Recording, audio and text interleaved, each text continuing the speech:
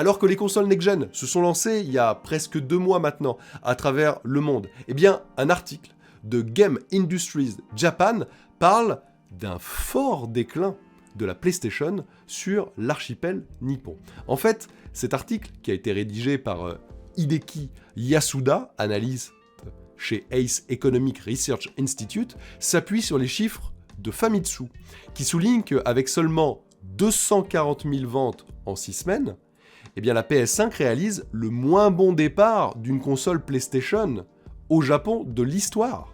Donc c'est quand même pas négligeable. Regardez, la courbe est pas folle.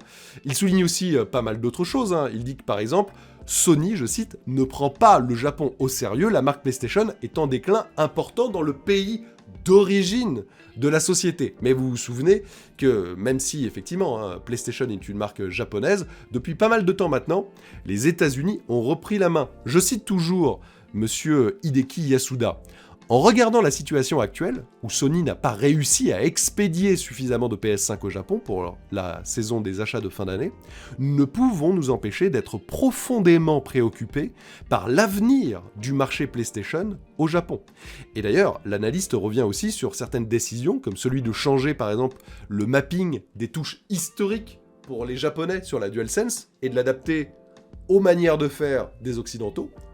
Les boutons de validation n'étaient pas les mêmes jusqu'à présent au Japon et dans l'Occident. Et ben maintenant, c'est partout pareil, sur plusieurs départs qui ont marqué un petit peu l'actualité de Japan Studio.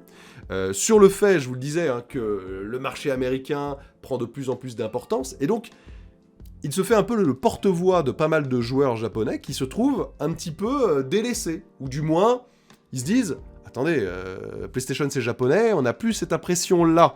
On sent en tout cas vraiment que le marché nippon n'est plus aussi florissant qu'avant. N'oublions pas quand même, dans les chiffres qui sont évoqués dans cette analyse, que la pénurie a frappé tous les territoires. Ce n'est pas exclusivement le Japon.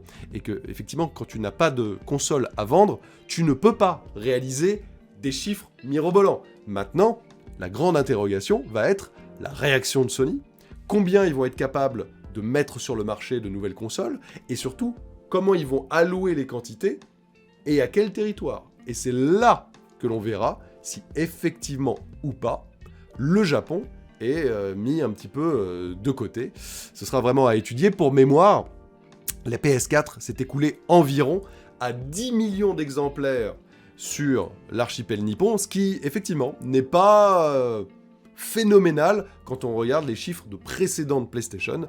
Reste à voir maintenant comment ils se comporteront avec cette nouvelle génération, mais c'est vrai qu'il y a beaucoup de suspense quant au stock. Il faut vraiment maintenant que ça arrive partout, au Japon, mais aussi en France. Je pense qu'on sera bien d'accord.